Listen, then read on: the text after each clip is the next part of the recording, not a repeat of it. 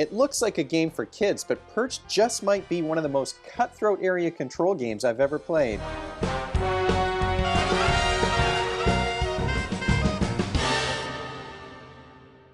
Welcome to Brains on Games. I'm Dr. Brian McDonald. In this episode, we're going to talk about a game that I picked up all the way back in March at Breakout. It's a game by one of my favorite publishers, Inside Up Games. I'm currently doing a 10-game challenge of Earth. I really have been enjoying Earth a lot, but this is a completely different game. We are talking about Perch from Inside Up Games. This is an area control game, like I said.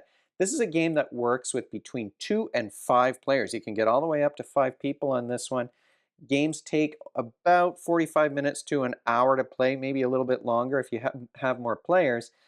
It's a game that works with kids age 14 and up, although younger kids, I'd say even 10-year-olds could figure this one out, but they might get emotional about the take that elements of this game. So let's take a deeper look at Perch from Inside Up Games. Perch is a game, it's super modular. There are tiles that you're going to be placing. You're shuffling up decks. It's pretty quick to set up. I've set things up for a 3-player game here. There's a fountain that's a bit larger for 4 and 5 players, and this grid gets bigger when there are more players. There's extra tiles on here that you'll be playing with. This is a game it's in the low end of medium, sort of light to medium, like right at that borderline. It's not super complicated to understand, but strategically there are some complex elements here. And what you're trying to do is be the player with the flock that earns the most victory points at the end of the game. How are you going to earn those points? Well, it is an area control game. There's also, I don't know if you can see this on the camera, there's also a fountain that's going to earn you points depending on how high your birds are on that fountain. All the way up at the top, this bird is going to get 6 points at the end of the game. And there are some hidden objectives that you're going to be playing with as well.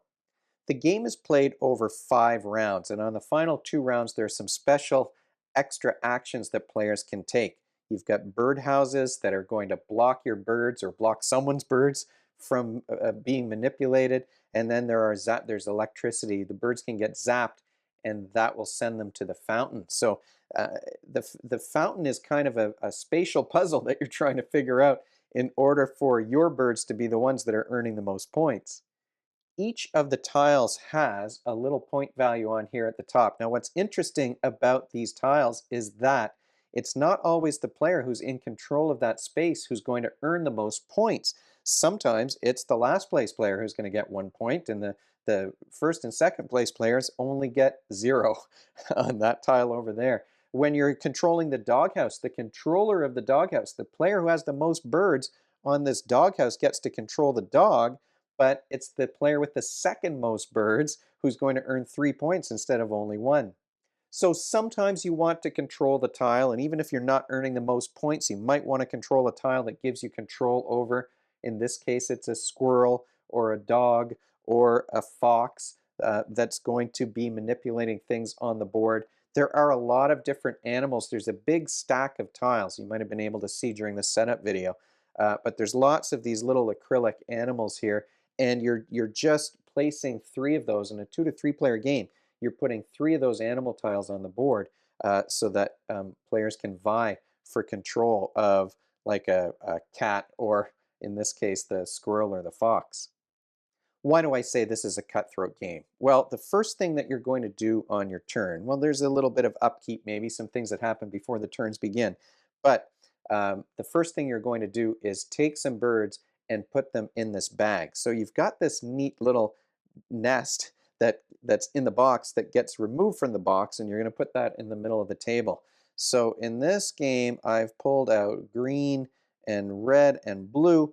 So before the turns begin, the first player is going to take 2 blue, 2 red, and 2 green birds and put them in this bag. Once that's done, if I'm the first player, if I'm blue, I'm going to take 2 of my own birds, but then I draw 2 birds from the bag. And so I'm going to get 4 birds that I'm going to be placing on the board. However, they might be opponent's birds that I get to place.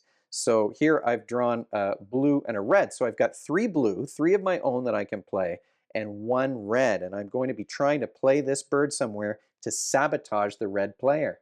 Once everybody's drawn their birds from the bag and taken their own 2 birds from this nest over here, then you're going to start placing birds. Starting with the first player, each player is going to place 1 bird at a time on the board. So you're looking at what colors you have, you're looking at what the other players are doing, you're looking at the abilities of these different tiles that you're trying to control. You're maybe thinking about what these animals can do and deciding if you want to try and take over one of those on your turn, and you're looking at those point values.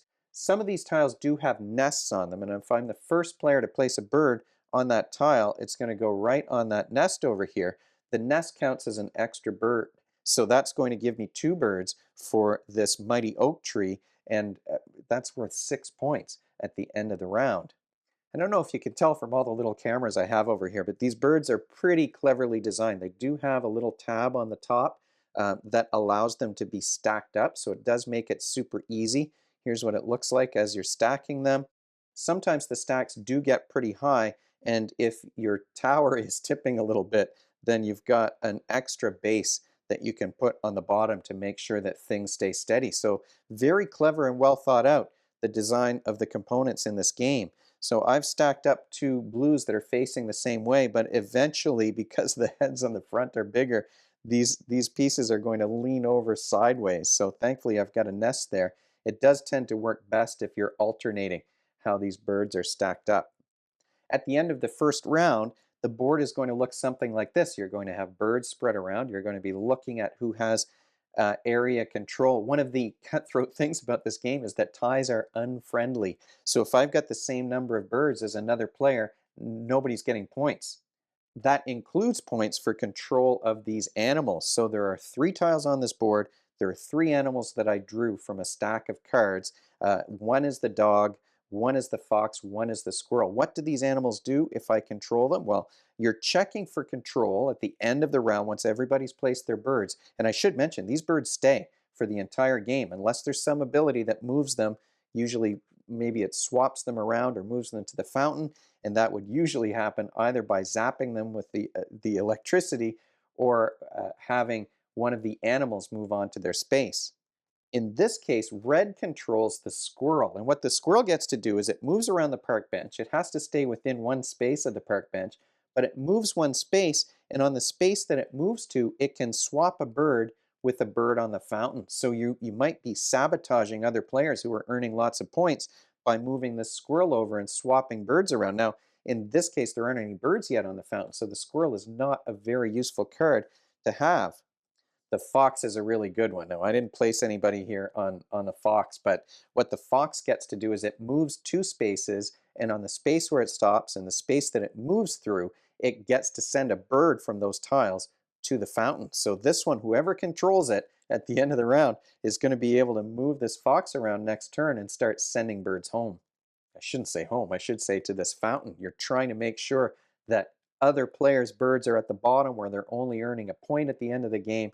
You want yours at the top when you're earning 3 or 4 or 6. Finally, you've got this dog, and the dog's ability is really neat too. It moves 1 space, and then it sends a bird from that space to an adjacent space on the board. Now, if you choose to send it off the map, it goes to the fountain. So you might be knocking birds into different locations to change the ratio here of who's in control of that location, who's in second place. I might want to move one of my birds into a spot that's going to knock someone else out or prevent them from earning points. So it really is a game where every move, just about every move, I should say, isn't necessarily about earning points for yourself. There is an awful lot of take that in this game. As I said, in rounds 4 and 5, you get these special abilities. Now, the birdhouse is one that just goes on top of a stack of birds. You can put it on your own birds or on an opponent's birds, and that means no more birds can go on top of it, but birds can't be moved by animals or by zapping them with some other ability. The zaps in round 5, each player is going to get one of these little lightning bolts, and that allows you to send any bird to the fountain. And like I said, you might decide you want to send your own birds to the fountain to make sure that you're higher up than the opponents, but then the squirrel gets to swap one out. So anything can happen in this game, and because there are so many different tiles and it's so modular, there's a lot of replayability here. What skills are you practicing though when you play a game like Perch? Well, this is a game where you really have to be able to adjust your strategy on the fly because you've got these bags and things are random and other players are going to be playing your birds to the board. It does get kind of complicated, and you have to think about, well, which birds do you have, and where are you going to put yours, and which ones are you going to hold back because you've got another player who might be playing some of your birds too that's trying to sabotage you. So you're constantly adjusting your plans on the fly. And whenever we're talking about that kind of flexibility in problem solving, that flexible approach to working towards a goal, we are talking about fluid reasoning skills. Flexible problem solving, pattern recognition is a factor in fluid reasoning as well. And of course, you are looking at the patterns of the birds on the table and how the animals might affect those patterns as the game plays through. There's a probability element here too. Like some of the tiles allow you to place an extra bird in the bag. So there's going to be birds that are starting to pile up from a particular player. That might be helpful, especially since you get bonus points at the end of the game for having the largest flock. It might mess with your plans too, though, because other players are going to be drawing those birds and really trying to put them somewhere where it's not going to be helpful. There is definitely a spatial puzzle that you're working on here. You've got the spatial puzzle of the tiles here on the board and where you're going to put your birds, or especially where you're going to move those animals, because you're moving animals one space and you're going to be swapping birds or moving them around. So you really have to think about how those things play out on your turn, or how they might play out on an opponent's turn. But also, you've got the spatial puzzle of the fountain, where you're sending birds that are going to earn yourself or your opponent's points, and you're trying to plan it out so that your birds are higher up on that fountain. Again, birds aren't moving around unless you've got an animal that has a special ability to make that happen. Finally, there is some social reasoning here too, because you're looking at the other player's pieces. What colors do they have that they're going to be playing on their turn? Are they likely to have control of an animal on the next turn? You're really trying to evaluate what's going to happen. What do you think they're going to do? Are they going to play for themselves and trying to earn points for themselves? Are they going to focus on messing with other players and making sure that they tie so that nobody gets any points, for example? Final thoughts, though, about Perch. Well, this is a game, like I said, where it really does seem like everything is well thought out. You've got great components with those little nubs at the top where you can stack them up, but then they even thought about those acrylic bases to make sure things aren't tippy. We never found anything to be tippy in this game. It never became a dexterity game at all, other than you just want to make sure that you're kind of alternating those birds so that they're not in a tower that's leaning over too much. But with these acrylic bases, even the leaning towers were able to stay upright. I mean, I absolutely adore these acrylic animals. I think they're fantastic. The artwork on these things is just great. I think they're very stylized, but they're gorgeous. I really like that. And I like the fact that you've got such a variety here. There's a variety of animals, there's a variety of tiles that are going to be on the board, and it's so modular that no two games that we've played so far have been anything alike. We were always drawing different creatures. We were always drawing, different tiles, and then they were laid out in various ways that you really did have to think about what you were going to do. Even if you're an expert at the game, we still had to think about what we were going to do here. So it is a game where uh, you've got that area control element. It's not a war, it's not a battle, although you are kind of battling in a way, especially once you're moving players' pieces around with those animals. The fact that you're placing your opponent's pieces is so I can't think of a game that I played where you were able to do that. Like every turn, there's the potential that you're going to be able to do that. It makes it so cutthroat, like I said, but it's kind of funny. It's not serious. You're not like disrupting a player's plans forever and ever.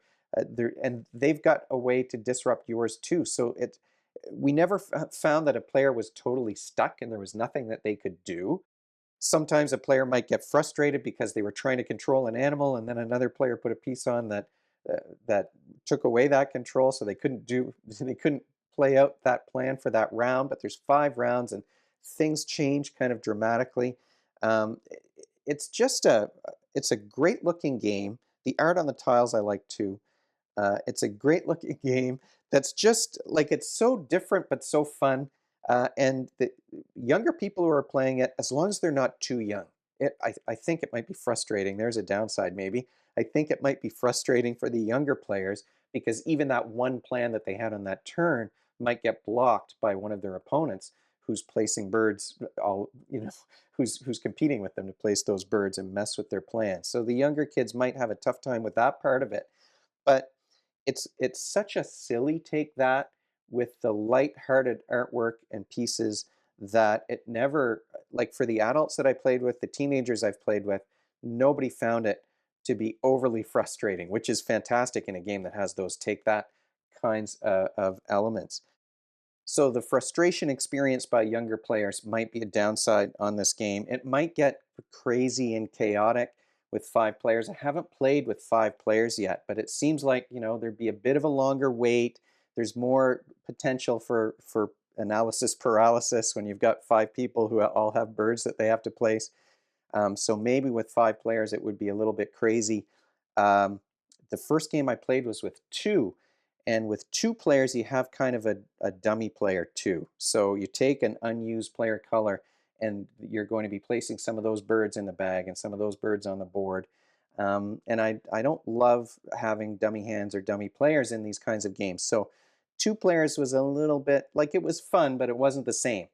3 and 4 players, wow. This was a game that really sang at a 3 and 4 player count. So it's a little bit specific maybe, but at 3 and 4 players, we had so much fun. Like it's been close to the table, like on the game table just to show off to people who are coming over to try a game that's fairly quick, that's easy to learn though, that has these great components and these fun kinds of take that mechanisms that are just um, I mean, what a great game. And the replayability is there, so of course it stays close to the table because you always kind of want to try a new game, I think, of Perch. So this is another inside-up game that uh, it's not as complicated as Earth. It's certainly not as serious as Earth, which is the game that I've been playing again and again and again because I set that challenge for myself. But silly, fun, take that game. I can't think of a game with take that elements that I like better than this one. So there you go. Inside Up Games, you created something that I think is really cool. So if you have any questions though or comments about Perch or anything about Brains on Games, you can leave them in the comment section below the video, or you can email me at brian@brainsongames.ca. Brainsongames.ca is the website. That's where future episodes will go. The previous ones are already up there. Brains on Games is the X handle and the Instagram page and the Blue Sky feed and the Facebook feed. We're all over the place. And if you enjoyed this video and you want to be notified of future ones, you can head on over to YouTube and click that subscribe button. Thanks for joining me, and hopefully I'll see you next time.